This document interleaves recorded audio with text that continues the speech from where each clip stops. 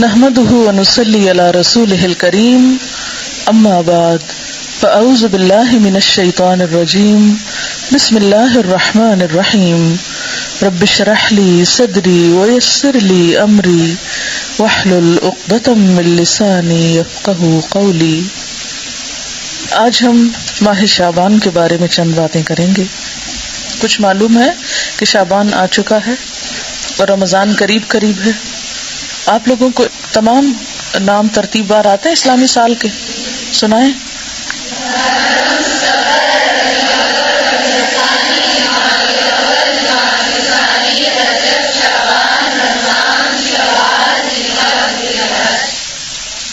اس میں سے حرام مہینے کون کون سے ہیں؟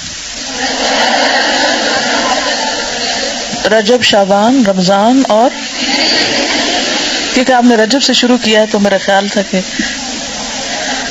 محرم، صفر، ربیع الاول کون سے ہیں پھر؟ محرم، رجب، ذی القعدہ اور ذی الحج، ٹھیک ہے۔ اور حج کے مہینے کون سے ہیں؟ ٹھیک ہے۔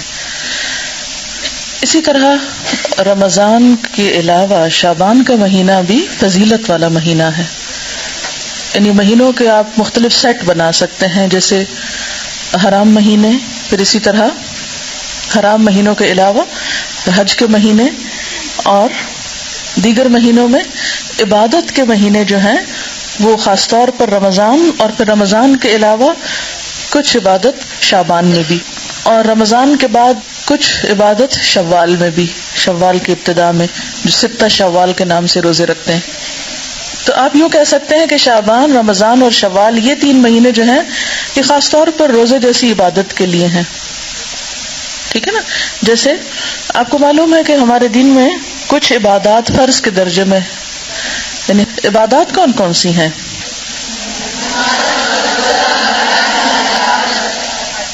ٹھیک ہے، نماز، روزہ، حج، زکوٰۃ، یہ 4 مشہور عبادات ہیں، ٹھیک ہے، جو فرض ہیں۔ نماز تو ہر روز پڑھی جاتی ہے، روزہ فرض تو رمضان میں ہے، اور پھر زکوٰۃ سال میں جس وقت بھی آپ کے لیے ڈیو ہو، اور حج ذی الحج کے مہینے میں۔ اب ایسا ہے کہ ذی الحج کے مہینے میں حج ہوتا ہے، لیکن 2 مہینہ پہلے سے ایک طرح سے قافلے روانہ ہونے شروع ہوتے ہیں، اور ایک طرح سے تیاری، یہ مینٹلی انسان اپنے آپ کو اس کام کی طرف لے جاتا ہے۔ جیسے نماز پڑھنے کے لیے آپ وضو کر کے تیاری کرتے ہیں، اسی طرح آپ حج کی تیاری ذی القعدہ اور کچھ شوال ہی میں قافلوں کی روانگی جو ہے وہ شروع ہو جاتی ہے۔ یہ اس مہینے میں اگر کوئی احرام پہن کر حرم کعبہ کی طرف جاتا ہے تو اس کا سفر حج شمار ہو سکتا ہے۔ اسی طرح حرام مہینوں میں تو آپ کو معلوم ہے کہ عربوں کے ہاں جنگ کرنا جو تھی وہ حرام تھی، اور امن و امان کے مہینے تھے وہ۔ اسی طرح آپ دیکھیے کہ رمضان جو ہے ایک فرض عبادت کا مہینہ ہے، لیکن رمضان میں داخل ہونے سے پہلے اس کا اہتمام شعبان میں ہی شروع ہو جاتا ہے، یا اس کے لیے ذہنی تیاری شعبان سے ہی شروع ہو جاتی ہے، اور پھر یکا یک سلسلہ منقطع نہیں کیا جاتا، بلکہ کیا کیا جاتا ہے، شوال میں بھی کچھ روزے نفلی رکھے جاتے ہیں۔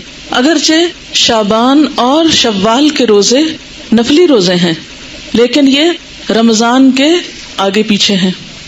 تو شعبان، رمضان اور شوال یہ خصوصی طور پر روزے جیسی فرض عبادت کی ادائیگی کے مہینے ہیں۔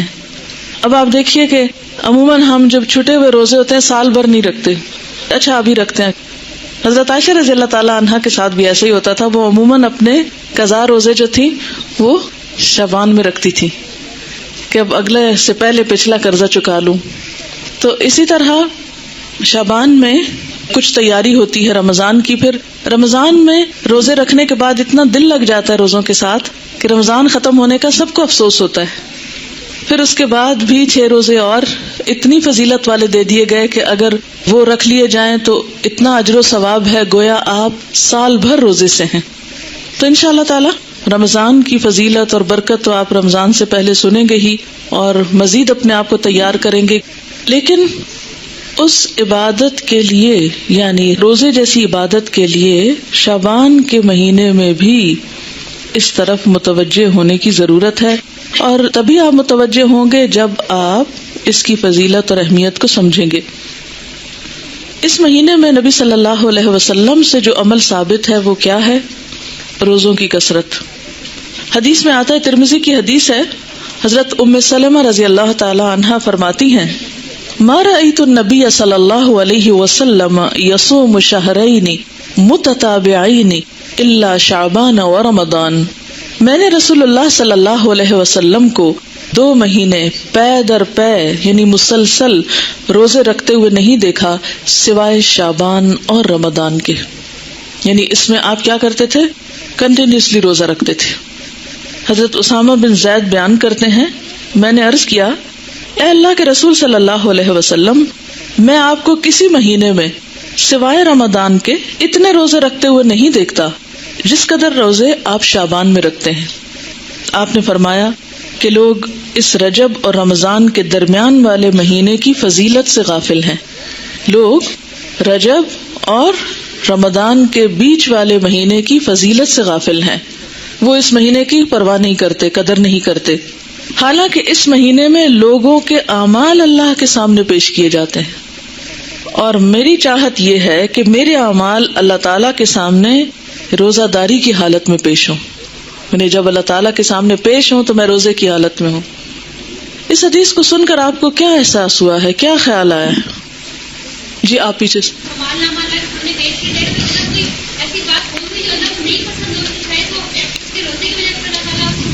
ہم نے دیکھا ہوگا نا کہ جیسے کوئی شخص غلط کام کر لیتا ہے پھر کسی کے سامنے پیش کیا جاتا ہے، مثلاً آپ پرچہ دیتے ہیں، پیپر دیتے ہیں نا، تو اس میں کچھ گڑبڑ کر جاتے ہیں، کوئی سستی کرتے ہیں، غفلت کرتے ہیں، جواب صحیح نہیں لکھتے، پھر ٹیچر کے سامنے آپ کا پیپر آتا ہے، وہ کریکشن کرتی ہیں، پھر بعض اوقات آپ کو ہی بلا لیتی ہیں اور آپ کو پوچھتی ہیں یہ آپ نے کیا، کیا ہو گیا تھا آپ کو؟ اگر آپ ایک ایسے اسٹوڈنٹ ہوتے ہیں جو ادروائز بہت اچھے ہیں تو وہ آپ کی اس اچھائی کی وجہ سے کیا کریں گی؟ اس غلطی کو اگنور کر دیں گی۔ اسی طرح اگر آپ روزے سے ہیں اور آپ کا اعمال نامہ اس وقت یعنی سال بھر کا پیش ہو رہا ہے کہ اس سال میں ان صاحبہ نے یہ اور یہ نیکیاں کمائی ہیں، یہ اور یہ کارنامے کیے ہیں، یا یہ اور یہ بلنڈر کیے ہیں، وہ سب کچھ سامنے جائے گا۔ آپ دیکھیں کہ بعض اوقات غلط کاموں کو دیکھ کر، نافرمانیوں کو دیکھ کر آپ سوچ سکتے ہیں اللہ تعالیٰ کا غصہ کتنا بھڑکتا ہوگا۔ اگر کوئی آپ کی بات نہ مانے تو آپ کو کیسا لگتا ہے؟ کوئی آپ کی بات نہ مانے کیسا فیل کرتے ہیں آپ؟ کہتے ہیں کوئی بات نہیں، نہیں تو نہ سے نہیں مانتے، نہ مانے۔ جی آپ بولیے۔ یہ بتا رہی ہیں کہ اپنی میڈ کو یہ کچھ کام بتا کے آتی ہیں، جب واپس جاتی ہیں اور وہ نہیں کر کے رکھتی تو ان کو غصہ آتا ہے کہ میں نے بتایا بھی تھا پھر بھی تم نے نہیں کیا۔ بہت تکلیف ہوتی ہے نا، ایک بعض اوقات انسلٹ بھی فیل ہوتی ہے کہ اس کو کہا بھی ہے اور اس نے اس کی پرواہی نہیں کی، اتنی غفلت اور اتنی لاپرواہی۔ جی ہاں، دکھ اور افسوس بھی ہوتا ہے۔ تو آپ دیکھیے کہ جب آپ کا رجسٹر، آپ کے سال بھر کے کام پچھلے شعبان سے اب تک جو آپ نے کیا وہ جو پیش ہوتا ہوگا، ویسے تو اللہ تعالیٰ روز بھی دیکھتے ہیں نا آپ کو، ہر لمحہ جانتے ہیں۔ اس کو پھر میں ایک چھوٹی سی مثال کے ذریعے بات سمجھاؤں گی۔ جیسے آپ کی ٹیچر کلاس میں روز سبق سنتی ہیں آپ کا، ان کو اندازہ ہوتا ہے کہ آپ کتنا جانتے ہیں، لیکن پیپر دیتے ہوئے آپ کو کوئی وحشت آتی ہے کہ نہیں ہوتی ہے؟ کوئی ٹینشن آپ پر ہوتی ہے؟ حالانکہ آپ روز ٹیچر کے سامنے اچھا یا برا سبق سنا رہے ہوتے ہیں یا کام کیا نہیں کیا، لیکن وہی چیزیں دوبارہ پیپر میں آتی ہیں۔ تو ہر ایک چیز کا اپنا ایک طریقہ اور ایک قرینہ اور ایک سلیقہ ہوتا ہے نا۔ تو بالکل اسی طرح روز آپ کا اللہ تعالیٰ کی نظر میں ہونا اپنی جگہ ہے، لیکن لکھے ہوئے اعمال، تصویریں کھینچی ہوئی آپ کی البم، تو سارے کے سارے جب ایک خاص انداز میں پیش کیے جاتے ہیں کہ یہ کتاب تیار ہے، اتنا عمل زیادہ، اتنا کم ہے، اور ہم اس سے غافل ہوتے ہیں تو اور تو کچھ نہیں کر سکتے۔ ایٹ لیسٹ اس مہینے میں حسب توفیق نیکی کے کام کریں تاکہ اعمال نامہ جب پیش ہو تو اللہ تعالیٰ ہماری غلطیوں سے درگزر فرمائے۔ اور آخرت میں تو پیش ہونا ہی ہے نا، یومئذ تعرضون لا تخفی منکم خافیہ، اس دن تم پیش کیے جاؤ گے، تمہاری کوئی چھپی ہوئی بات بھی چھپی نہ رہے گی۔ جو آج دنیا میں چھپا ہوا ہے نا وہ وہاں چھپا نہیں رہے گا۔ اور نبی صلی اللہ علیہ وسلم اپنے اعمال نامے کے پیش کرنے کے لیے کیا پسند کرتے تھے کہ اس حال میں ہو کہ میں روزے میں ہوں. جی بچہ نہیں کرتا ہے، بہت غصہ آتا ہے نا، جب ہمارے اعمال آگے پیش ہونے لگے تو اللہ کہیں گے نا کہ میں نے طریقہ بتا دیا. انسانوں کے سامنے تو انسان بہانہ بھی کر لیتے ہیں، نہیں ٹیچر یہ بات تھی، یہ وجہ تھی، لیکن اللہ تعالیٰ کے سامنے تو ہم کوئی بہانہ بھی نہیں کر سکتے. بس اللہ تعالیٰ کو کیا مطلوب ہے، ہمارا دل کدھر رجوع کر رہا ہے، ہماری سوچ کدھر ہے، ہمارے دل میں اس کی محبت کتنی ہے اور ہماری ایفرٹ کیا ہے اور ہم کتنا رجوع کرنے والے ہیں. اور بنیادی طور پر اللہ تعالیٰ کو آپ سے بندگی مطلوب ہے، عاجزی مطلوب ہے کہ آپ اس کے بن جائیں. جی آپ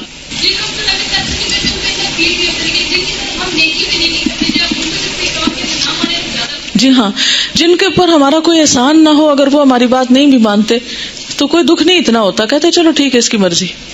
مثلاً آپ کہیں بازار میں ہیں، آپ کو کوئی ٹیکسی لینی پڑی، آپ ٹیکسی والے کہتے ہیں اپنے روپے میں آپ کو دوں گی، آپ مجھے اس جگہ پہنچائیں. وہ نہیں مانتا تھا، آپ کہتے نہیں تو نہ صحیح، چلو میں کوئی اور کہیں معاملہ کر لیتی. کسی دکان پہ جاتے ہیں، آپ کوئی معاملہ کرتے ہیں، دوسرا شخص نہیں آپ کی بات مان، کہتے ہیں نہ صحیح کوئی بات نہیں. لیکن جس پر آپ نے احسان کیا ہو پھر وہ آپ کی بات نہ مانے، اور آپ دیکھیں کہ اللہ تعالیٰ کے ہم پر کس قدر احسانات ہیں اور پھر ہم کیا کر رہے ہیں اور کتنا کر رہے ہیں. میں سوچتی ہوں کہ کبھی ہم اپنی آنکھوں، کانوں، دل، دماغ کے ساتھ اپنے آپ کو حوالے تو کریں اللہ کے. اسلمت لرب العالمین. غلطی تو ہونی ہے، اس سے نہیں بچ سکتے ہم، لیکن ایک ہے غلطی ہو جانا اور انسان ہونے کے ناطے کوتاہیاں، کمیاں ہمارے اندر ہونا، اور ایک ہے غفلت، ہٹ دھرمی، لاپرواہی، بے نیازی کا رویہ اختیار کرنا، دل چاہے کوئی کام کر لیا، نہیں تو نہ صحیح. یہ رویہ بڑا تکلیف دہ ہے ایک انسان کے حق میں جو وہ اللہ کے ساتھ برتتا ہے. اچھا، اب ایک اور بات یہ ہے، ہم میں سے اکثریت روزے تو نہیں رکھتے شعبان کے، کیونکہ ہم ڈرتے ہیں کہ پھر ہم کمزور ہو جائیں گے اور رمضان کے جو روزے ہیں وہ نہیں رکھ پائیں گے. تو اس کا علاج کیا بتایا گیا ہے کہ 15 شعبان کے بعد نہ رکھیں. ٹھیک ہے نا، نصف شعبان کے بعد روزہ رکھنے سے منع کیا گیا، اور خصوصاً آخری 2 دن جو ہیں ان میں شک کا روزہ بالکل منع ہے، کہ کوئی شخص کہے نہیں میں احتیاطاً روزہ رکھ رہا ہوں، کیا پتا آج رمضان ہو گیا اور میں نے چاند نہ دیکھا ہو، اور یہ جو سب بتا رہے ہیں کیا پتا یہ بھی غلط ہو. تو وہ شخص شک کا روزہ رکھے تو شک کے روزے سے منع کیا گیا ہے، اور اس کے علاوہ 15 کے بعد روزے سے منع کیا گیا. اب آپ نے دیکھا کہ ایک طرف تو نبی صلی اللہ علیہ وسلم کا عمل ہے کہ وہ 2 مہینے مسلسل روزے رکھتے تھے، دوسری طرف منع کیا گیا ہے کہ 15 کے بعد روزہ نہ رکھا جائے. تو یہ کنٹراڈکشن نہ ہو گئی؟ اسی لیے تو ہم حدیث کو مانتے نہیں ہیں، ایک میں کچھ آتا ہے دوسرے میں کچھ اور آتا ہے. کوئی جواب دے گا؟ جی آپ. شابش، ٹھیک ہے، یاد رکھیے انشاءاللہ آپ اصول الفقہ بھی پڑھیں گے اور چیزیں بھی، اور بھی ذہن کھلے گا آپ کا. جب آپ کا عمل اور قول آمنے سامنے آ جائے تو عمل آپ کے اپنے لیے خاص ہوتا ہے اور قول امت کے لیے ہوتا ہے. ٹھیک ہے نا؟ بعض جگہ آپ کو ایسا ملے گا کہ ایک جگہ آپ کسی چیز سے روکتے ہیں لیکن ہم دیکھتے ہیں آپ خود وہ کام کر رہے ہوتے ہیں. مثلاً ایک اور روزے سے بھی منع کیا گیا ہے، وہ کون سا روزہ ہے؟ ہاں، صوم. ماشاء اللہ آپ کی معلومات تو بہت ہے، بخاری پڑھتے ہیں نا، اس لیے کوئی فائدہ ہوا پڑھنے کا؟ الحمدللہ. صوم وصال سے منع کیا گیا، وہ کون سا ہوتا ہے صوم وصال؟ مسلسل روزہ رکھنا. کس طرح؟ جیسے صبح روزہ رکھا، افطار کے وقت افطار نہیں کیا، پھر اگلے دن کی اسی وقت نیت کر لی، پھر رات بھر کچھ نہیں کھایا، اگلے دن پھر روزہ. اس کو صوم وصال کہتے ہیں. آپ صلی اللہ علیہ وسلم خود ایسا روزہ رکھتے تھے کیونکہ آپ کی طاقت، جیسے انہوں نے فرمایا، آپ کی کیپیسٹی، آپ کی طاقت، آپ کا مقام اور آپ کی کچھ عبادات امت سے خاص تھی، کیونکہ آپ کا مقام بہت بڑا ہے نا. تو جتنا بڑا کوئی مقام کسی کا ہوتا ہے اتنی بڑی اس کی ذمہ داری بھی ہوتی ہے. ٹھیک ہے؟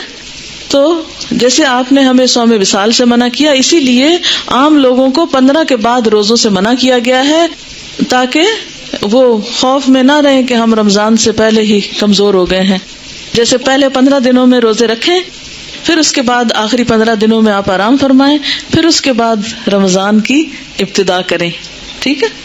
اچھا، نبی صلی اللہ علیہ وسلم کے کافی سارے خصائص ہیں، سورۃ الاحزاب میں شاید کچھ ذکر کیے تھے.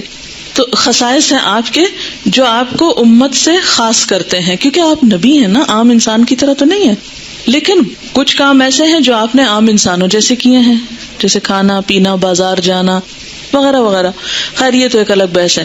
اچھا، اب مشکل یہ ہے کہ کچھ لوگ روزہ وغیرہ تو کوئی نہیں رکھتے مگر حلوہ ضرور پکاتے ہیں 15 شعبان کو، شب رات دھوم دھام سے مناتے ہیں. اب ہماری قوم کی اکثریت اس بات سے بالکل غافل ہے، بھولی ہوئی ہے.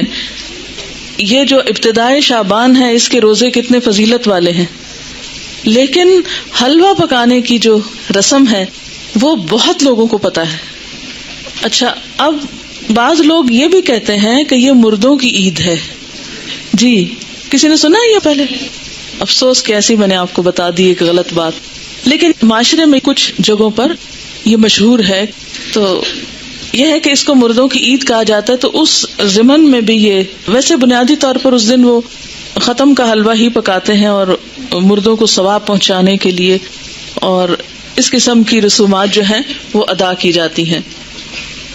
اور اس کے لیے دلیل کیا دیتے ہیں؟ بعض کا خیال یہ ہے کہ نبی صلی اللہ علیہ وسلم کا دندان مبارک احد کی جنگ میں شہید ہوا تھا، تو اس وقت آپ سے روٹی نہیں کھائی جاتی تھی، آپ کو حلوہ پکا کر دیا گیا تھا.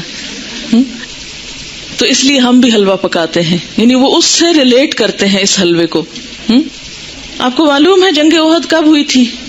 شاباش، شوال 2 ہجری میں ہوئی تھی.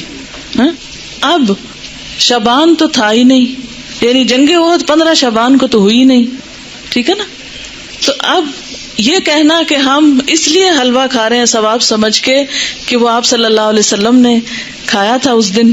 اور دوسری بات یہ ہے کہ عربوں کے ہاں یہ جس قسم کا آپ حلوہ پکاتے اور کھاتے ہیں اور جو رسم مناتے ہیں، اس طرح کا حلوہ یہ عرب ڈش نہیں ہے. بیسیکلی اس طرح کے حلوے کی ریسیپی فرق ہے.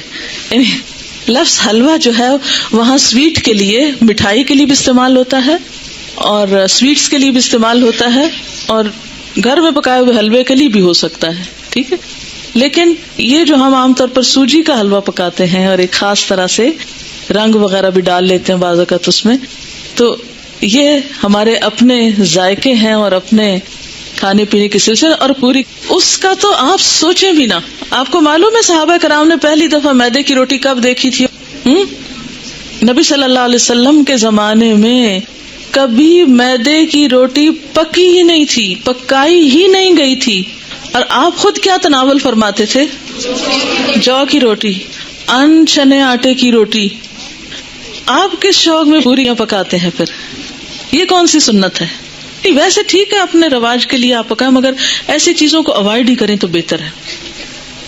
تو اس لیے یہ کہنا کہ اس دن حلوہ پوری پکانا اس کی کوئی دلیل ہے یا اس کے پیچھے کوئی سنت ہے یا ثواب ہے، تو نہیں، یہ پھر ایک طرح سے بدعت ہو جاتی ہے. اچھا، بعض لوگوں کا خیال یہ ہے کہ اگر کوئی شب رات سے پہلے فوت ہو جائے اور اس کے نام پر حلوہ پوری نہ پکائی جائے تو وہ شخص اس وقت تک مردوں میں ہی نہیں شامل ہوتا. پتہ نہیں کہاں رہتا ہے وہ. پھر آپ اس کے نام پہ پکا رہے ہیں، کتنا ظلم ڈھا رہے ہیں کہ اس کو مردہ ثابت کرنے لگے ہیں یا مردوں میں شامل کرنے لگے ہیں. اسے رہنے دیں کہیں جیتوں میں. پھر جی ہاں، قبروں کی لپائی ہوتی ہے باقاعدہ. یہ پچھلے سال میں ملتان میں تھی اور میں نے خود دیکھی اور کچھ تصویر وغیرہ بھی دور سے اتاری کہ جو لوگ، یعنی مجھے یاد ہی نہیں تھا کہ آج 15 شعبان ہے. تو صبح کے وقت ہم گھر سے نکلے، اتنے لوگ قبرستان میں، اتنے لوگ. میں نے کہا خیر ہو، اتنے لوگ نعوذ باللہ کوئی اندر دفن ہو رہے ہیں، یہ کیا ہو رہا ہے؟ نہیں، سچ مجھے پہلے نہیں سمجھ آئی کہ اتنا کیوں اس میں رش ہے نا. پھر تھوڑا سا ہم آگے گلی، وہ ہمارے ایک رشتے دار ہیں، ان کا گھر اس طرح ہے کہ جب ان کے گھر سے نکلتے ہیں تو گلی کے دائیں بائیں قبرستان ہے، پھر باہر مین سڑک پر آ جاتے ہیں تو پھر وہاں سے بھی نظر آتا ہے. جب ہم گلی سے نکل کے مین سڑک پہ پہنچے تو وہاں ایک سبیل لگی ہوئی تھی، تو اس سے پتا چلا کہ یہ عید کی طرح کا کوئی موقع ہے. اور پھر لوگ باقاعدہ لپائی کر رہے تھے، بچے بھی اور بڑے بھی قبریں لیپ رہے تھے اور پھر کو پھول ڈال رہے تھے اور کوئی رات کو وہ چراغاں کر رہے تھے. اب میں یہ سوچ رہی تھی کہ اگر ساری قوم سال میں ایک دن قبرستان کی صفائی کرنے لگتی ہے یا قبرستان میں جا کے لپائی اور اس پہ لگ جائے تو آپ دیکھیں کہ باقی کام کتنے رہ جائیں نا. اور پھر ہوتا کیا ہے، جب تک وارث جیتے ہیں کوئی لپائی آ کے کر دیتا ہے، جب وہ بھی چلے جاتے ہیں تو ختم ہو جاتا ہے سلسلہ. اب قبروں کو پکا کرنا یا ان کی بار بار لپائی کرنا یہ بھی کوئی سنت نہیں ہے. قبروں کو اونچا کرنا اور ان کو بہت نمایاں کرنا اور ان کی بہت اس طرح کی کیئر کرنا جو ہے، اس کا ہمارے دین میں تصور نہیں ہے. مردوں کا احترام لازم ہے، اس کے لیے اچھی گہری قبر کھودنے کے لیے کہا گیا، کھود کے پھر اس کے سائڈ پر زمین کھود کے بغلی قبر کا بھی حکم آتا ہے. وہ زیادہ بہتر ہے بنسبت اس کے کہ آپ تھوڑی سی قبر کھود کے اور پھر اوپر سے سنگ مرمر لگائیں یا کوئی اور. یہ چیزیں پھر ایکسٹرا ہیں، اس سے وقت بھی شرمایہ بھی ضائع ہوتا ہے. مردوں کو جو چیز فائدہ دیتی ہے وہ حلوہ پوری نہیں ہے، وہ آپ کی دعا ہے، جس کے لیے آپ 15 شعبان کا انتظار نہ کریں. کب کریں وہ دعا؟ ہر روز کریں، ہر روز نماز پڑھیں اور کہا کریں ربنا اغفر لی ولوالدی وللمؤمنین. اس میں سارے قبروں والے آ جاتے ہیں. وللمؤمنین یوم یقوم الحساب. صرف قبروں کے اندر والے نہیں آتے، باہر والے بھی آتے ہیں. المؤمنین اتنی تو گرامر پڑھ لی ہے نا، ال لگ جائے اور پھر جمع کا بھی ہو ساتھ، سارے مومن آ جاتے ہیں، زندہ ہو کے من الاحیاء والاموات سب آ جاتے ہیں. تو بنیادی طور پر اس رات میں نہ تو کوئی حلوہ پکانے کا حکم ملتا ہے اور نہ ہی دن کو قبروں کی لپائی کا حکم ملتا ہے، اور نہ ہی اس قسم کی کوئی خاص اس دن کی کوئی عید ہے. اور پھر اسی طرح یہ ہے کہ بعض لوگ اپنے گھروں کی خاص صفائی کرتے ہیں اس دن. ہو سکتا ہے آپ لوگ نہ کرتے ہوں، لیکن یہ رواج بھی ہے. اور ایک مخصوص جگہ پہ حلوہ چپاتی رکھتے ہیں، لپائی وغیرہ کر کے، تو ایک خاص کارنر جیسے ہوتا ہے. اور بعض لوگ اس کے ساتھ موسمی پھل اور مٹھائیاں وغیرہ بھی اس جگہ یعنی ایک سجاوٹ کرتے ہیں، بوفے کی طرح بنا لیتے ہیں اس کارنر کو. اور پھر ساتھ یہ بھی کہتے ہیں کہ لبان اگر بتی بھی تھوڑی سی ساتھ جلاتے ہیں کہ یہ مردوں کی فاتحہ ہو رہی ہے. آپ دیکھیں کہ مردے کو کیا کیا چیز فائدہ دیتی ہے.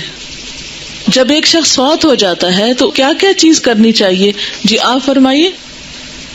انسان قبر میں تنہا اترتا ہے، صرف ایک چیز ساتھ اترتی ہے اور وہ انسان کا اپنا عمل ہے. ٹھیک ہے، باقی 2 چیزیں واپس آ جاتی ہیں، اولاد اور مال. جیسے غلام وغیرہ ہوں یا اور کوئی گاڑی جس پہ لے گئے اس کو، یا اس کے علاوہ بھی اگر کوئی چیز ہے تو یہ 2 چیزیں جو ہیں واپس آ جاتی ہیں، مال اور اولاد. باقی عمل ساتھ اترتا ہے. ایک چیز، صرف ایک چیز، اگر وہ تھوڑے بہت کمی بیشی ہے تو پیچھے والے اب اس کے حصے کے عمل تو نہیں کر سکتے، لیکن نمبر 1 دعا کر سکتے ہیں جو مردے کو فائدہ دے گی. اور اس کے لیے آپ اس دن سے دعا شروع کیجئے جس دن سے وہ فوت ہوا، اور ہر روز کیجئے، اور اس میں آپ دیر نہ کیجئے، کرتے رہیے. دوسری چیز، علم ينتفع به، ایسا علم جس سے لوگ فائدہ اٹھائیں، یعنی اس کے نام پر سے مراد یہ کہ اس کی طرف سے. آپ کیا کریں؟ کسی بچے کو پڑھا دیں، کوئی اسکول بنوا دیں، کوئی کتابیں آپ لے کے لوگوں کو کوئی لائبریری میں رکھوا دیں، کوئی بھی علم کا کام، یا اس نے خود جو کچھ پڑھایا تھا اپنے اسٹوڈنٹس کو، یا کتابیں لکھی، یا کوئی اور اسی طرح کی چیز تیار کی. اور تیسری چیز جو اس کو فائدہ دیتی ہے وہ کیا ہے؟ صدقہ جاریہ. آپ اس کے لیے قربانی کریں، آپ اس کے لیے پیسے غریبوں کو دیں، مسکینوں کو کھانا کھلائیں، اس کی طرف سے صدقہ کر سکتے ہیں. ٹھیک ہے، لیکن خاص دن حلوہ پوری پکا کے، روشنی اگربتی جلا کے اور ایک خاص سٹائل میں یہ سب کرنا جو ہے، یہ نبی صلی اللہ علیہ وسلم کی ایسی کوئی سنت نہیں ہے، اور نہ ہی ایسا دین کو مشکل بنایا گیا جو ہر شخص کے بس کی بات نہ ہو. یعنی ہمارا دین ایسا نہیں کہ کچھ لوگ تو اس پر عمل کر سکیں اور کچھ اس پہ عمل کے قابل ہی نہ ہو. اب ہر شخص تو حلوہ پوری پکا نہیں سکتا. مثلاً میں حلوہ تو شاید پکا لوں اگر پوری نہ پکا سکوں. آپ میں سے میرے خیال اکثریت روٹی بھی نہیں پکانا جانتی ہوگی. جب سے میں ہاسٹل میں رہ رہی ہوں تو میں نے اکثر لڑکیوں کی روٹی بنانی ٹیسٹ کی ہے، اور صحیح روٹی نہیں بنانی آتی، جو ہم میں سے ہر کوئی ہر روز کھاتا ہے. ہمارا اسٹیپل فوڈ ہے. کچی روٹی پکاتے ہیں، جلی بھی پکاتے ہیں، صحیح روٹی نہیں پکانی آتی. تو اب آپ دیکھیں کہ اگر روٹی نہیں بنانی آتی تو پوری کس کو بنانی آتی ہوگی. ٹھیک ہے نا. پھر اس کے بعد یہ ہے کہ ہر ایک کے پاس اتنے پیسے کہاں ہوتے ہیں. کہ وہ حلوے کے لیے سب کچھ مہیا کر سکے. اور پھر آپ دیکھیے کہ حلوہ بھی پکانے کا صحیح طریقہ آنا چاہیے. کئی لوگ میں نے دیکھے ہیں کہ وہ کچا پکا سوجی کو کر کے اس میں یلو کلر ڈال کے پانی ڈال کے اور کچی چینی ڈال کے حلوہ پکا کے رکھ دیتے ہیں جس سے پیٹ میں درد ہو جائے. حلوہ اس وقت اچھا پکتا ہے جب آپ کو سوجی بھوننی آتی ہو صحیح, اور وہ پیشنس مانگتا ہے, صبر. بہت ہلکی آنچ پہ کوئی کم از کم 1 گھنٹہ اگر آپ سوجی بنائیں پھر جا کر صحیح حلوہ بنتا ہے. سوجی بھوننے میں جلد بازی جو ہوتی ہے وہ کبھی بھی حلوے کو صحیح نہیں پکنے دیتی, ٹھیک. لیکن ہم ہر چیز میں انسٹنٹ فوڈ کے عادی ہو گئے, انسٹنٹ, جلدی, فوری, جس کے نتیجے میں ہم اب دوسروں کو بیمار تو نہ کریں ایسے حلوے کھلا کے. بعض اوقات دم بھی اس کا صحیح نہیں آنے دیتے, کچا ٹیسٹ آ رہا ہوتا ہے اس میں. آپ کو پتا ہے مکھڈی حلوہ جو ہوتا ہے وہ کیسے بنتا ہے؟ دیکھیں خواتین کا دل پسند ٹاپک ہے نا, تو کیا ہوا اگر ہم اس پہ ذرا سی بات کر لیں. کیسے بنتا ہے, کسی کو آتا ہے؟ ہاں بتائیے. ہاں کتنی دیر پکتا ہے؟ تھوڑا ہے. کوئی اور بتائے گا؟ اٹک کی طرف کا کون ہے آپ میں سے, کیونکہ اس طرف یہ مکھڈی حلوہ بنتا. ہاں بتائیں کہ آپ کتنا ٹائم لگتا ہے مکھڈی حلوہ بننے میں؟ دیکھا اب خالہ تک رہ گیا, دیکھا آپ نے سیکھا نہیں ہے. وہ ہوتا یہ ہے کہ سوجی کو پانی یا دودھ میں بھگوتے ہیں, پھر اس کو اتنا پکاتے ہیں کہ وہ دونوں پھر الگ ہوں. یعنی دودھ تو خیر الگ نہیں ہوتا, لیکن اس کا جو گھی ہے, گھی میں پکاتے نا, تو پھر وہ گھی اور وہ بالکل الگ الگ جب ہو جائے تو پھر اس کو چھوڑتے ہیں, اور تقریباً 6 گھنٹے تو اس میں لگ ہی جاتے ہیں اگر آپ صحیح پکانا چاہتے ہیں. ویسے تو 2 منٹ میں بھی آپ گھول کے گرم کر کے رکھ دیں. خیر یہ باتیں میں نے ضمناً ود ان بریکٹس اس لیے کی ہیں کہ آپ سب بچیاں ہیں, خواتین ہیں, گھر والوں کی صحت کا انحصار آپ پر ہے. اگر آپ کو صحیح کھانا پکانا آتا ہوگا اور صبر بھی ساتھ آتا ہو تو پھر آپ کے گھر والے صحت مند ہوں گے, اور وہ صحت مند ہوں گے تو آپ کو دین کا کام کرنے کا وقت ملے گا. تو یہ جو صحیح کھانا پکانا آنا یہ بہت بڑی نعمت ہے, اور اس پر وقت لگائیں اور اس کو سیکھیں اپنے والدین اور خالہ وغیرہ سے, کیونکہ ایسا نہ ہو کہ یہ زبان تو ہماری جا ہی رہی ہے, ویسے آدھی اردو بولتے ہیں آدھی انگریزی بولتے ہیں. اب کھانوں میں بھی ہم نے کچھ چائنا سے منگا لیے ریسیپیز, کچھ ادھر ادھر سے, اب وہ کھانے کے سٹائل بھی بدلتے جا رہے ہیں. حالانکہ بیسٹ فوڈ جو ہے الحمدللہ ہمارے اس کانٹیننٹ کا ہے کہ جو بہت اچھی طرح ویل کوکڈ اور ٹیسٹ کے حساب سے بھی اچھا ہوتا ہے. لیکن افسوس یہ کہ اب ہم آؤٹ ڈور ایٹنگ کے اتنے عادی ہو گئے ہیں کہ ہمیں گھر میں پکانا اچھا ہی نہیں لگتا نا. اور اکثر لڑکیوں کو یہ کہتے سنا گیا آئی ہیٹ کوکنگ. دین والی کوئی لڑکی یہ زبان سے بات نہ نکالے, ٹھیک ہے؟ کیوں نہ نکالے؟ وجہ آپ کو پتا ہے کہ کھانا کھلانا کون سے کاموں میں سے, جی ہاں, تو یہ صرف غریب کو کھانا کھلانا نہیں, اپنے گھر کے غریبوں کو کھلانا جو ہے وہ بھی ایک بہت بڑی نیکی کا کام ہے. تو ہیٹ کوکنگ کہنے کی بجائے, لیکن اعتدال اس میں بھی, یہ نہیں کہ پھر آپ کچن سے نہ نکلیں.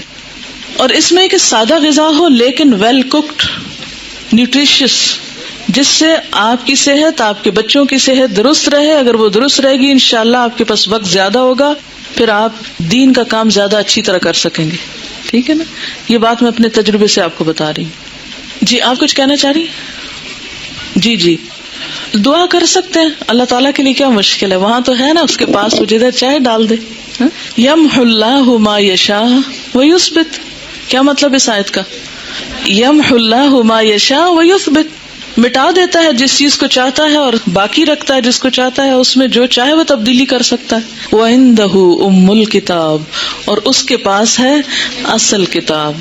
سب کی تقدیریں اس کے ہاتھ میں ہے, جس کو جو چاہے عطا کر دے اور جس کے حصے سے جو چاہے کراس کر دے کہ نہیں یہ اس کو نہیں دینا.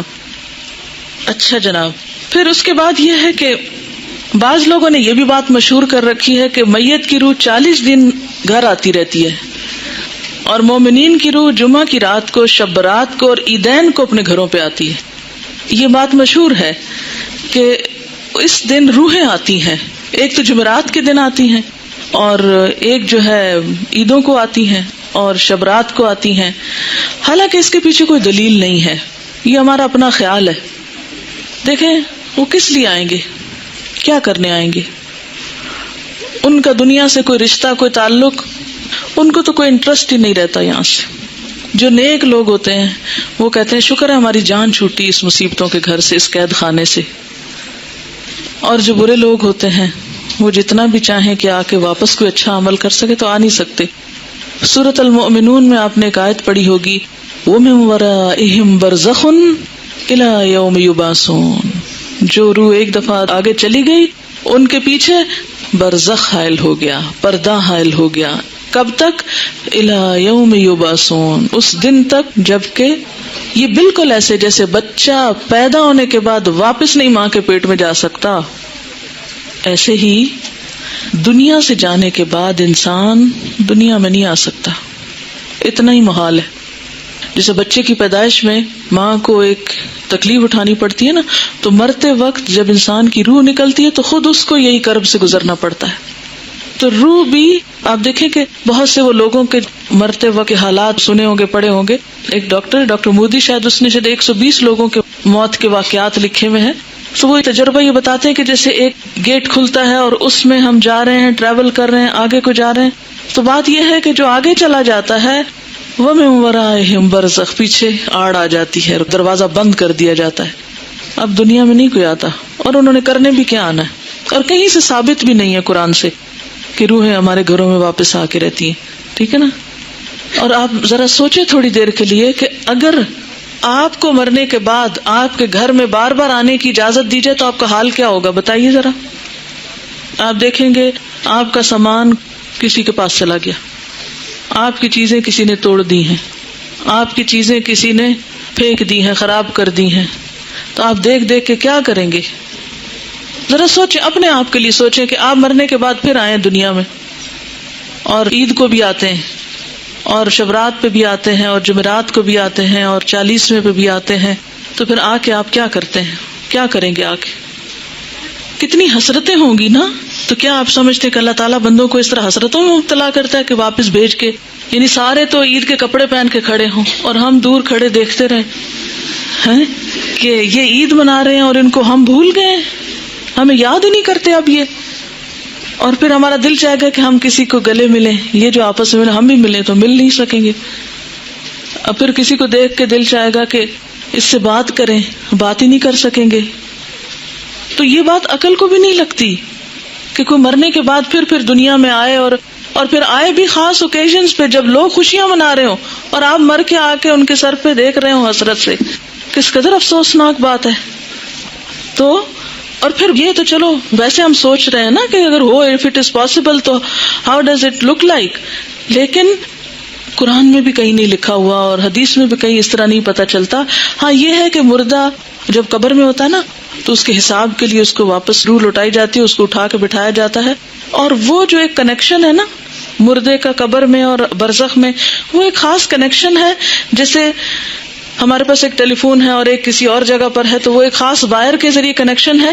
تو جسم اور روح کا ایک کمیونیکیشن کو ہو سکتا ہے آپس میں, لیکن وہ قبرستان کی حد تک ہو جائے تو ہو جائے, کیونکہ وہاں سزا جزا کا ایک کنسپٹ موجود ہے قبروں کے اندر.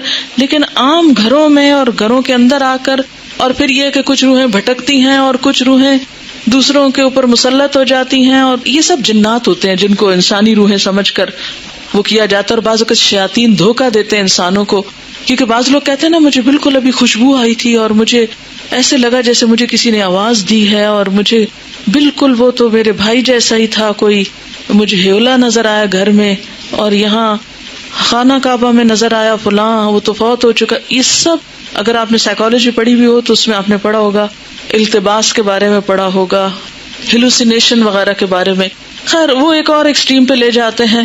لیکن بیسیکلی یہ ہے کہ جو شیاطین ہوتے ہیں, جنات ہوتے ہیں, وہ بھی بعض اوقات انسان کو دھوکہ دیتے ہیں, ایسی باتیں ان کو بھٹکانے کے لیے, بہکانے کے لیے, ان کا عقیدہ خراب کرنے کے لیے, بگاڑنے کے لیے ان کو بھول بھلائیوں میں ڈالتے ہیں, ان شکلوں میں آ جاتے ہیں. ٹھیک ہے نا. تو جو چیز قرآن سنت سے ثابت نہیں, بس اس پہ خاموشی اختیار کی جائے, نہ کہ اس کے آگے ایک نیا دین گھڑ لیا جائے اور پھر کھانے پکا لیے جائیں. اب دیکھیں مردہ خود تو وہ حلوہ کھا نہیں سکتا, اور ہم اس کو خوش کرنے کے لیے حلوہ بنا رہے ہیں. اب مثلاً آپ کسی کے گھر میں جائیں اور وہ کہ ہم نے آپ کو خوش کرنے کے لیے یہ سب کچھ پکایا ہے اور کھانے نہ دیں آپ کو, یا آپ کھا نہ سکیں اس کو, آپ کتنے خوش ہو کے لوٹیں گے؟ اچھا، بعض لوگ ایک مغالطہ دیتے ہیں، وہ کہتے ہیں یہ جو آتا ہے نا تنزل الملائکۃ والروح فیہا باذن ربہم من کل امر سلام، کہ لیلۃ القدر میں روح اترتا ہے. تو اب آپ بتائیں کہ اس روح سے مراد کون سا ہے؟ اگر اس روح سے مراد مرے ہوئے لوگوں کی روح ہے تو پھر ان آیتوں کے بارے میں کیا کہیں گے؟ نزل بہ الروح الامین. روح سے مراد کیا ہے قرآن پاک میں؟ جبرائیل علیہ السلام کے لیے لفظ استعمال ہوا ہے، اذ ایدتک بروح القدس قل نزلہ روح القدس نزل بہ الروح الامین تعرج الملائکۃ والروح یوم یقوم الروح والملائکۃ صفا. اور پھر تنزل الملائکۃ والروح سورۃ القدر میں. تو یہ جو روح اترتی ہے اس سے مراد مردوں کی روحیں نہیں ہیں، یہ خاص روح مراد ہے، اور اس سے مراد جبریل امین ہے. ٹھیک ہے، اسی لیے خود قرآن پاک پڑھنا کتنا ضروری ہے، ورنہ اس طرح کی باتوں سے لوگ عموماً کیا ہوتا ہے. اچھا، پھر جناب بات یہ ہے کہ نبی صلی اللہ علیہ وسلم کی 22 سالہ زندگی میں یہ دن آتا رہا ہے 15 شعبان، جس کو ہم شبرات کہتے ہیں. لیکن کبھی بھی آپ نے یہ کام نہیں کیا، نہ کوئی آتش بازی کی ہے اور نہ ہی کوئی حلوے پکائے ہیں، نہ ہی کوئی اس قسم کے اور کوئی تصورات ہمیں دیے ہیں، نہ اپنے عمل سے اور نہ ہی اپنے قول مبارک سے. اور یہ جو اس رات کو چراغوں کی روشنی ہے یہ بھی اسراف میں شامل ہوتی ہے. لوگ گھروں پر موم بتیاں لگاتے ہیں نا، کبھی دیکھیے موم بتیاں، اور پھر اس کو بھی آہستہ آہستہ عید کا نام دے دیا ہے. اب دیکھیں کہ عیدیں بڑھانے پر بہت ہمارا زور ہو گیا. مثلا عید میلاد النبی ایک بنا لی ہے، ایک شبرات کو مردوں کی عید کہہ کے عید بنا لیا ہے. 2 عیدیں پہلے تھیں جو آپ صلی اللہ علیہ وسلم نے بنائی، وہ تو اصل عید ہے. تو کیا یہ زیادتی کی بات نہیں ہے کہ دین میں اضافے کرتے چلے جا رہے ہیں؟ یعنی آپ نے تو اس کو عید نہیں کہا، نہ سیلیبریٹ کیا، اور ہم اس کو عید کے طور پہ سیلیبریٹ کر رہے ہیں. اصل میں ہندوؤں کے ہاں ایک دن ہوتا ہے دیوالی کا، اس میں اس قسم کے کام ہوتے ہیں. مخصوص گھر لیپا پوتی کرتے ہیں، مخصوص کارنر پہ کھانے حلوے پکا کے رکھتے ہیں، چراغاں کرتے ہیں. اب ہمیں اسلام میں آ کر کچھ اس قسم کے فنکشنز کرنے تھے اور کچھ ایسے ہمیں آلٹرنیٹ تلاش کرنے تھے، تو وہ ہم نے اس شکل میں کر لی. کیونکہ ہم لوگ بیسیکلی تو سب یہاں جو ہمارے آبا و اجداد ہیں وہ ہندوؤں سے مسلمان ہوئے نا، یا سکھوں سے مسلمان ہوئے، کیونکہ اس علاقے کے لوگ جو ہیں وہ بنیادی طور پر یہاں کا جو ہندوازم ہے یہ قدیم ترین مذہب ہے اس علاقے کا. تو ان کی اولادیں ہونے کے ناطے سے پھر بہت سے لوگ جب اکثریت میں مسلمان ہونے لگتے ہیں تو عموماً کیا ہوتا ہے، وہ کلمہ تو پڑھ لیتے ہیں لیکن طریقے وہی ہوتے ہیں، اور بعض اوقات نئے دین میں آ کر بھی پرانے دین کی چیزوں کو کہیں نہ کہیں فٹ کر دیتے ہیں. جیسے نئے گھر میں آپ جاتے ہیں تو پچھلے گھر کی چیزیں کہیں نہ کہیں لٹکا دیتے ہیں، کوئی ادھر کوئی ادھر. تو یہی کچھ ہمارے ساتھ بھی ہوا ہے.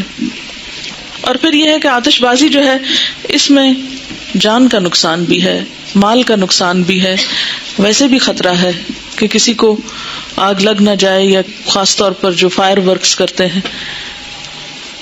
یہ تھی چند باتیں جو اس حوالے سے آپ سے کرنا تھی. اس کے ساتھ ہی کچھ کوشچنز ہیں، میں ان کے جواب دے دیتی ہوں. ایک اور غلط فہمی بھی اس دن کے بارے میں ہے جس کا ذکر کرنا ضروری ہے. بہت سے لوگ یہ سمجھتے ہیں کہ اس رات کو تقدیر کے فیصلے ہوتے ہیں 15ویں شعبان کو. ٹھیک ہے، کہ تقدیر لکھی جاتی ہے، اور اس کو کر دیتے ہیں مکس کس کے ساتھ؟ لیلۃ القدر کے ساتھ. لیلۃ القدر جو ہے وہ رمضان کی رات ہے. قدر کا کیا معنی ہے؟ نمبر 1 تقدیر، نمبر 2 اندازہ، نمبر 3 تنگ ہونا. اس رات اتنے فرشتے اترتے ہیں کہ زمین تنگ ہو جاتی ہے ان کے لیے. نمبر 2 یہ کہ وہ بڑی قدر و قیمت والی رات ہے کہ قرآن نازل ہوا تھا، انا انزلناہ فی لیلۃ القدر. اچھا، تیسری بات یہ ہے کہ اس لیلۃ القدر میں تقدیر جو ہے بندوں کی وہ فرشتوں کے حوالے کی جاتی ہے. تنزل الملائکۃ والروح فیہا باذن ربہم من کل امر. تو سارے امور جو ہیں زمین پہ جن کی ایگزیکیوشن ہونی ہے وہ فرشتوں کے سپرد، یعنی سال کا بجٹ دیا جاتا ہے. یہ سارے کام رمضان کے آخری عشرے کی کسی ایک طاق رات کو ہوتے ہیں جس کو لیلۃ القدر کہا جاتا ہے. یہ 15 شعبان کو نہیں ہوتے. ٹھیک ہے، بات یہ ہے کہ قرآن پاک میں آتا ہے وما نہاکم عنہ فانتہوا، جس چیز سے نبی صلی اللہ علیہ وسلم روکے اس سے رک جاؤ. ٹھیک ہے، تو آپ جب روکتے ہیں ایک بات سے کہ 15 کے بعد نہیں روزے رکھو، تو پھر ہم یہ نہیں کہیں گے چونکہ آپ نے رکھے تو ہم آپ کی سنت فالو کر رہے ہیں. ٹھیک ہے. اچھا، یہ لکھے ہوئے سوالوں کے جواب دے دیں. شعبان کے پہلے 15 دنوں میں پورے 15 دن کے روزے رکھ سکتے ہیں اگر آپ چھٹی نہ کر لیں روزہ رکھ کے، ہاں، یا دیر سے نہ آنا شروع کر دیں. کیونکہ ہوتا یہ ہے کہ آپ پھر ایڈوانٹیج لے جاتے ہیں کہ ہم روزے سے ہیں اس لیے ہم نے ہوم ورک نہیں کیا یا ٹیسٹ نہیں دے رہے. اگر کوئی یہ پوچھے کہ ہم کیا کریں، اس دن 15 شعبان کو نہیں لوگوں کو عادت ہو گئی ہے ختم وغیرہ کرنے کی، تو اس لحاظ سے وہ پوچھیں کہ پھر اس دن کیا کریں، تو ان کو کیا جواب دیں؟ کیا جو پکا کر گھر حلوہ چاول وغیرہ بھیجے تو اس کو کھا لیں؟ اب دیکھیں، بدعت کا کھانا ہے، ٹیکس کی قسم کا ہے. پہلی بات تو یہ ہے کہ انہیں کہیں وہی کریں جو روز کرتے ہیں، نمازوں کی پابندی کریں، صدقہ خیرات جیسے روٹین میں کرتے ہیں. کیونکہ جو دن اللہ کے رسول صلی اللہ علیہ وسلم نے مخصوص نہیں کیا کسی خاص عبادت کے لیے، اس کو اپنی طرف سے بتا کے اچھا آپ یہ کر لیں یہ کر لیں یہ کر لیں، تو یہ بھی درست نہیں ہوگا. آپ کیا بتائیں، جو روز کرتے ہیں وہی اس دن کریں، کیونکہ نبی صلی اللہ علیہ وسلم سے کوئی خاص عمل ثابت نہیں ہے. اگر والدین اور شوہر روزے اس ماہ میں منع کریں تو کیا ان کی بات مان لی جائے؟ نفلی روزے میں شوہر کی اجازت ضروری ہے، تو یہ نفلی روزے ہیں، ٹھیک ہے نا. اللہ یہ کہ آپ کو فرض پورا کرنا ہے، پچھلا قضا کرنا ہے، وہ تو پھر آپ نہیں کسی کی بھی مانیں گے. لیکن نفلی روزے میں بیوی کے لیے شوہر کی اجازت ضروری ہے لیکن والدین کی ضروری نہیں ہوتی. What's your grandson's name؟ چلے میں آیت ایک پڑھتی ہوں، آپ بتائیے. لم نجعل لہ من قبل سمیہ. جی، یہ نام اللہ تعالیٰ نے خود رکھا تھا نا حضرت یحییٰ کا. چلیے، اگر کسی عورت کے پچھلے رمضان کے فرض روزوں کی قضا باقی ہو، وہ روزے رکھنے کی طاقت رکھتی ہو، تو 15 کے بعد رکھ سکتی ہے یا قطعی ممنوع؟ دیکھیں قطعی ہے یا نہیں، جب پسندیدہ یہی ہے کہ نہیں رکھے، الا یہ کہ قضا رہتے ہیں تو کچھ قضا پھر شوال میں جا رکھے. ٹھیک ہے. اچھا، ایک چھوٹی سی بات مجھے خیال آ رہا تھا، میں آپ سے شیئر کروں گی، ہے تو بس ایسے ہی، لیکن مجھے اس بات سے تھوڑی سی خوشی ہوتی ہے، میرے ذہن میں آ رہی تھی. آپ نے یہ نام کی بات کی ہے تو اس وقت الحمدللہ میری نانی موجود ہے نا، زندہ ہے، یعنی میری نانی، اور میں بھی نانی بن گئی ہوں. تو اور اتفاق یہ ہے کہ مجھے یہاں پر آئی ہوں، یہاں سے میں اپنی نانی کی ملاقات کے لیے بھی، اسی وزٹ میں میرا درس تھا سرگودا میں بھی، تو میں ان سے بھی ابھی ملاقات کروں گی جا کے. تو ایسے ایک اتفاق کی بات ہے، اللہ تعالیٰ کو ایسے ہی منظور تھا، تھوڑا سا آپ سے شیئر کرنا تھا. نانی بننے کے بعد نانی کی زیارت کرنے جانا ہے. کیونکہ جب مریم ایکسپیکٹ کر رہی تھی تو میرا بہت دل چاہتا تھا کہ کاش میری نانی زندہ رہے یہ خبر سننے کے لیے. ویسے الحمدللہ she is about 100 but she is all right. ویسے تو بڑھاپے کی ایک ویکنیس ہوتی ہے، لیکن اپنے پاؤں چل کر واش روم جاتی ہیں. جب لاسٹ ابھی میں ملی ہوں تو اس وقت الحمدللہ چھوٹا موٹا اپنا کام کر لیتی ہیں، بستر بنا لیا، کچھ اور اپنے ہاتھ سے کھا پی لیا، چل پھر لیا. پہلے تو گفتگو بہت اچھی کرتی تھی، بہت فصیح اللسان تھی، لیکن یہ کہ اب اس دفعہ میں نے دیکھا کہ بات کم کر رہی تھی. الحمدللہ. میری نانی کی والدہ اس وقت فوت ہوئی تھی جب وہ بہت چھوٹی تھی. ایک طاعون پھیلا تھا پچھلی صدی کے شروع میں، 1900 اینڈ سم تھنگ میں، کچھ 10-8 تھا یا کچھ ایسے ہی تھا. 1910 کی بات ہے یا 8 کی بات ہے، مجھے اب صحیح یاد نہیں اس وقت تاریخ، لیکن اسی کے لگ بھگ تھا. تو اس وقت وہ اپنی والدہ کا دودھ پی رہی تھی اور وہ والدہ فوت ہو چکی تھی، وہ طاعون کے مرض کا شکار ہوئی تھی. طاعون پھیلا تھا، بہت لوگ فوت ہوئے تھے اس طاعون میں. وہ بتاتی ہوتی ہے نانی کہ میں اپنی فوت ہوئی بھی ماں کا دودھ پی رہی تھی اور پھر مجھے آ کے اٹھایا گیا تھا ماں کے سینے سے. تو انہوں نے اپنی والدہ کو نہیں دیکھا ہوا. اب یہ اللہ کے فیصلے نا کہ اپنی والدہ کو انہوں نے نہیں دیکھا، لیکن اگلی کتنی جنریشنز کی خبر ان کو زندگی میں ملی. جو چاہے اللہ کرے. کوئی اور سوال میں، ورنہ پھر اجازت چاہوں گی. یہ کہتے ہیں کہ کلاس میں اتنی نیند کیوں آتی ہے؟ اس لیے کہ آپ کے پاس آکسیجن کی کمی ہوتی ہے، کیونکہ زیادہ لوگ جب آ جاتے ہیں تو پھر اس نیچرل. روحیں اگر اس طرح نہیں آتی تو پھر ان کے بارے میں آپ کیا کہیں گی جو لوگ روحوں کو بلاتے ہیں اور ان سے باتیں کرتے ہیں؟ میں نے خود بھی کئی دفعہ یہ ایکسپیرینس کیا ہے. یہ ایکسپیرینس میں بھی کر چکی ہوں، ایسی بات نہیں ہے، لیکن یہ سب جنات ہیں. مرے ہوئے لوگوں کی روحیں نہیں آتی، جنات ہوتے ہیں جو آس پاس گھومتے پھرتے رہتے ہیں، جن کو ہمارے حالات پتہ ہوتے ہیں، اور وہ اس کے اندر آ کے جو باتیں ہمیں معلوم ہوتی ہیں وہی ہم جو پوچھتے ہیں وہ کچھ نہ کچھ اوٹ پٹانگ بتاتے رہتے ہیں. It's just waste of time. کوئی فائدہ نہیں, علم لا ینفع ہے. اور کئی لوگ 40 دن تک لائٹ نہیں آف کرنے دیتے کہ جو فوت ہوا شخص ہے وہ واپس آتا ہے. تو دیکھیں آپ کو اندھیرے میں اپنے گھر کا راستہ ملتا ہے؟ اتنی جب ڈارک رات ہو جاتی ہے, چلو شہر میں تو پھر بھی روشنی ہوتی ہے, گاؤں وغیرہ میں تو اندھیرا ہو جاتا ہے. چلو کوئی بات نہیں, وہ تو غریب کو, لیکن 40 دن نہ مقرر کریں. جتنی توفیق ہے, 1 دن میں دے دیں, 2 دن دیں, 40 دیں, سارا سال دیں, ساری زندگی دیں, صدقہ کرنے میں کوئی حرج نہیں ہے. لیکن مخصوص نہ کریں کہ صرف 40 دن اور وہ بھی ایک مخصوص جگہ پر ہی بھیجنا ہے اور پکا کے بھیجنا ہے. آپ کچا راشن بھی دے سکتے ہیں, آپ کسی کو کپڑا بھی دے سکتے ہیں, آپ کتابیں لے کے دے سکتے ہیں, آپ کہیں کسی بیمار کا علاج کرا سکتے ہیں. یعنی صدقے کی تو بہت ساری قسمیں. دیکھیں یہ شب رات, شب کا مطلب بھی رات ہے اور رات کا مطلب بھی رات ہے. کیا ورثاء اپنے مردے رشتہ داروں کی کچی قبروں کو سال میں کسی دن بھی لیپ کر سکتے ہیں؟ اگر کوئی خاص دن مقرر نہ کریں بلکہ اس نیت سے کریں کہ قبر بیٹھ نہ جائے, دب نہ جائے. دیکھیں اس میں اصول یہ ہے کہ مردے کی جو حرمت ہے, ٹھیک ہے نا, مرے ہوئے انسان کی بہت عزت ہے, حرمت ہے, اسی لیے اس کو نہلاتے ہیں. حالانکہ مر گیا تو آپ کہیں اب تو مر گیا, کیا فائدہ اس نے جانا تو مٹی میں نہلانا کس لیے. لیکن کتنا احتیاط سے نہلاتے ہیں, صاف ستھرا کرتے ہیں, پوچھتے ہیں, کفن میں لپیٹتے ہیں, پھر زمین میں اس کو دفن کرتے ہیں. یہ سب کچھ کس لیے ہے کہ انسان جانوروں کا نشانہ نہ بنے. اگر ایسے ہی جا کے رکھ آئیں کہیں ہم مردے کو, دفن نہ کریں تو کیا ہوگا؟ جانور کھا جائیں گے نا اس کو, کبے ٹھونگے ماریں گے اس کی آنکھوں میں, اس کا دماغ پھاڑیں گے, کتنا اس کا. وَلَقَدْ كَرَّمْنَا بَنِي آدم, بنی آدم کو ہم نے عزت عطا کی ہے. انسان خواہ زندہ ہو یا مردہ, اس کی عزت ہے, حرمت ہے. تو دفنانے کی حکمت کیا ہے؟ حرمت نہیں پامال ہو. مٹی سے بنا ہے, مٹی میں واپس چلا جائے, وہ اس کے لیے معزز ترین مقام ہے, ٹھیک ہے نا. اب اگر کہیں آپ دیکھتے ہیں کہ قبر اس طرح بارش میں بھیگ گئی کہ جسم ایکسپوز ہو گیا مردے کا, تو اس کو دوبارہ دبانا, اس کے اوپر مٹی ڈالنا, اس کی لپائی اگر کرنا چاہیے کچھ بھی, تو دیٹس اوکے. یعنی اس حد تک تو ٹھیک ہے. آپ کو معلوم ہے ایک سیلاب آیا تھا, اس میں مجھے بتایا گیا تھا ایک علاقہ ہے شاید پنڈ دادن خان یا کون سا, کہ اس میں اتنا زور کا سیلاب تھا کہ زندہ گائے بھینسیں تو جو ڈوبی سو ڈوبی, جو مردے تھے وہ قبروں سے نکل کے تیرنے لگے تھے. جی ایسا ہوا تھا, یہ لئی نالے کا جو تھا. جی آپ نے دیکھا یا سنا اس وقت جب یہ ایسا دیکھا بھی تھا.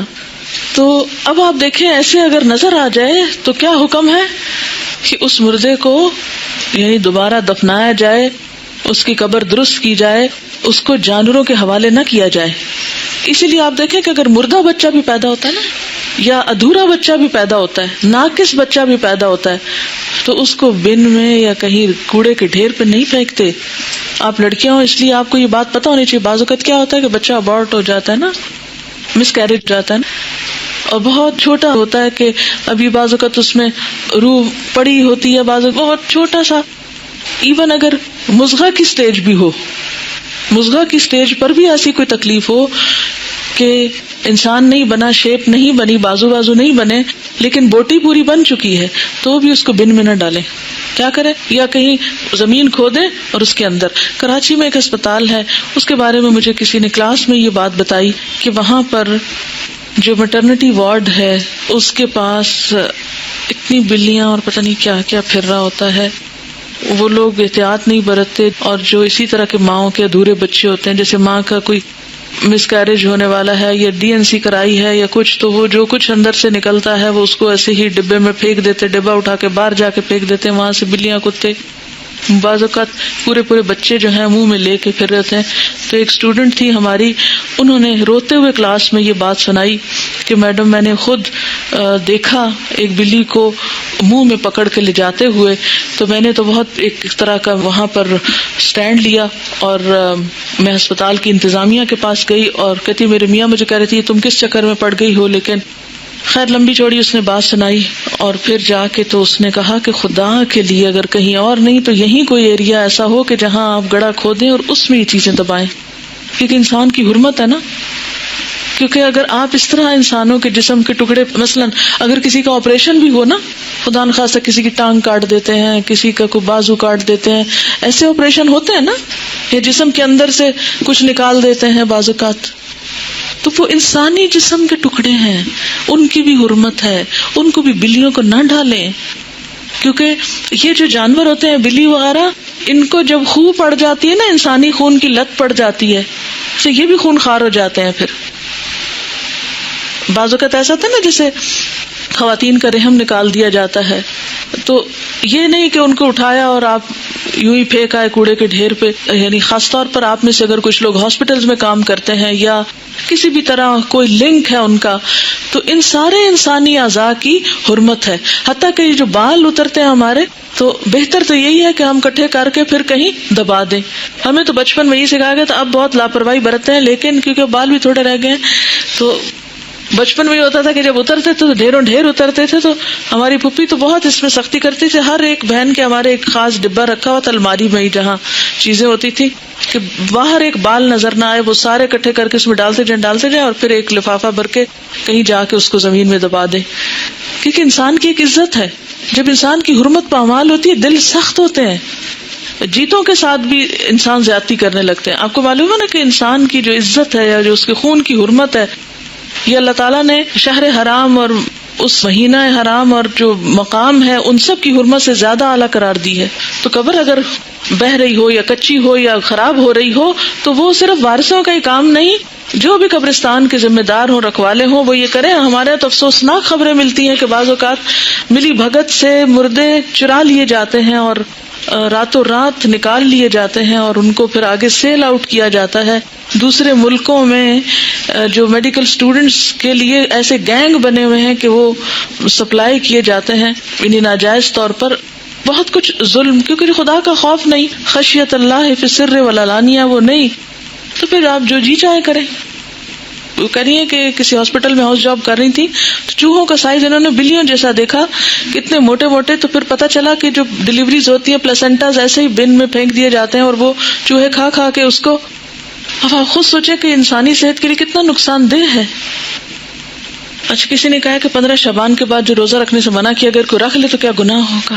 بنی اسرائیل والے سوال کرتے ہیں آپ. دیکھیے، اچھا اطاعت گزار کون ہوتا ہے؟ سمعنا و اطعنا.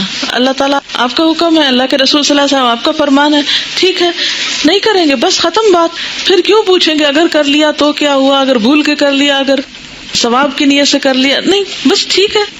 دیکھیں کچھ چیزیں جو ہیں ان پر یہ تو حرام اور حلال کی قید نہیں لگائی گئی، لیکن پسندیدہ یہی ہے کہ انسان سنت کو فالو کرے، اس میں اجر ہے، اور وہ آپ ہی کے فائدے کے لیے نا. کہتے ہیں کہ ہندو جب دیوالی کا تہوار مناتے ہیں تو یہ سوچ ہوتی ہے کہ لکشمی دیوی جو دولت حسن مال کی دیوی ہے وہ خوش ہوگی، ہمارے گھر خوب دولت اور رزق آئے گا. کہیں شب برات کے پیچھے بھی تو یہی کانسیپٹ نہیں کہ اس دن خاص چیزیں پکانے یا صدقہ کرنے سے مزید خوشحالی آئے گی. ہو سکتا ہے کہ کچھ ایسی نیت بھی ہو. لکھا ہے میں پچھلے 4 سال سے روزے نہیں رکھ رہی کیونکہ ڈاکٹر نے منع کیا ہے کہ میں دوائی کھاتی ہوں اور دوا مس نہیں کر سکتی. یہ 4 سال سے کھا رہی ہوں کہ چھوڑ دوں تو بیمار ہو جاتی ہوں. سیکنڈ اوپینین لے. ایک خاتون تھی، ان کو میں نے اسی طرح مشورہ دیا کہ آپ سیکنڈ اوپینین لے کر تھوڑا آپ کوشش کریں، ایک دن روزہ رکھیں، اگر چل گیا کمپلیٹ کر لیں. وہ السر کی مریضہ تھی، ان کو ہر تھوڑی دیر کچھ کھانا پڑتا تھا، اور رمضان کی برکت ایسی ہوتی ہے کہ انہوں نے ٹرائی کیا اور شام تک کوئی خاص نہیں تکلیف ہوئی، اور الحمدللہ اس کے بعد کئی سالوں سے مسلسل اب روزے رکھ رہی، اور اس سے پہلے کافی عرصے تک وہ روزے چھوڑتی نہیں. آپ ٹرائل بیس پہ رکھ لیں، اگر آپ سمجھیں کہ مرنے لگے ہیں تو پھر توڑ کے روزہ دوا کھا لیں، ٹھیک ہے، لیکن ذرا سا ٹیسٹ تو کریں. مثلا میں نے گھٹنے کی تکلیف آپ کو بتائی تھی نا، تو بیٹھ کے نماز پہ اب میں کیا کرتی تھی، بیڈ پہ تھوڑا ایسے موڑ موڑ کے بیٹھ کے دیکھتی تھی، اچھا آج میں نیچے پڑھ سکتی ہوں نماز، اچھا آدھی پڑھ لوں، فرض نیچے پڑھ لوں، سنت اوپر پڑھ لوں، تھوڑا تھوڑا ٹرائی کر کے. پھر ایک دفعہ تو ایسا ہوا کہ نیچے بیٹھنے لگی تو اتنی تکلیف ہوئی کہ پھر اٹھ کے جلدی اس کرسی پہ بیٹھ گئی. تو ٹرائی ضرور کرتے رہنا چاہیے، لیکن اگر پہلے سے ڈر جائیں کہ نہیں یہ تو ہو ہی نہیں سکتا، اب ایک دفعہ مجھے چھوٹ گیا، نہیں، ابھی آپ ینگ ہیں، اور آپ کو پتا بہت سی بیماریوں کا علاج خود روزے کے اندر ہے. 15 شعبان کو مرنے والوں کی قبروں کی صفائی تو کرتے ہیں، مگر جن راستوں پہ زندہ لوگ چلتے ہیں ان کا کسی کو کوئی خیال نہیں. اس پر بھی ویسے آپ سے بات کروں گی انشاءاللہ کبھی زندگی رہی. میرا جی چاہتا ہے کہ ہم سب اپنے گلی محلوں کے بارے میں کچھ سوچیں, ان کی صفائی کا. آپ کو پتا ہے کہ امریکہ میں بچوں کو ہوم ورک ملتا ہے اس طرح کا؟ کیا بلا کسی کو کوئی معلوم ہے اس طرح کی بات؟ جی کوئی بتائے گا؟ اس طرح کے ہوم ورک ملتے ہیں کہ آج آپ اپنی جو باؤنڈری وال ہے اس کے ساتھ جتنا بھی ایریا ہے اس کو آپ صاف کریں گے, اور باقاعدہ پھر اس میں چیک کیا جاتا ہے اور اس کے مارکس دیے جاتے ہیں. میرا جی چاہتا ہے کہ اب آئندہ ہم بھی کچھ اس طرح کے ہوم ورک شروع کریں تاکہ ہماری گلیاں محلے کچھ صاف ہوں. اب ہو سکتا ہے آپ کے ماں باپ کو اجازت نہ دیں کہ آپ گلی صاف کریں, لیکن کچھ تو کچھ کیا جا سکتا ہے. اگر میں آپ کی جگہ ہوں تو پتہ کیا کروں, گلی محلے کے بچوں کو اکٹھا کر لوں, ان کو ساتھ ملاؤں اور ان کو کوئی نہ کوئی اچھی بات بتا کے اور ان سے کہو چلو ہم سب مل کے یہ کرتے ہیں. کیونکہ ہر جگہ کا الگ, کچھ علاقے ایسے جیسے خال کوئی گاڑی گزرتی ہے, کچھ ایسے ہوتے ہیں جیسے بہت ٹریفک ہے, تو اس میں آپ دن کو نہیں رات کو بھی کچھ کر سکتے. گھر کے مردوں کو احساس دلائیں, گلی محلے میں جہاں درس دیتے ہیں ان کو احساس دلائیں, تو دیکھیں کیسے نہیں ہوگا, بہت کچھ ہو سکتا ہے. جیسے وہ شجرکاری کا ایک ہفتہ مناتے ہیں, اگر ہم بھی اپنے اپنے صرف گھر کی جو دیوار ہے اس تک کا ایریا اور نالی وغیرہ بھی صاف کرنے کی ذمہ داری لے لیں تو شہر صاف ہو سکتا ہے. جی صفائی کے لیے کرتے ہوں کہ بیمار بندے کے جراثیم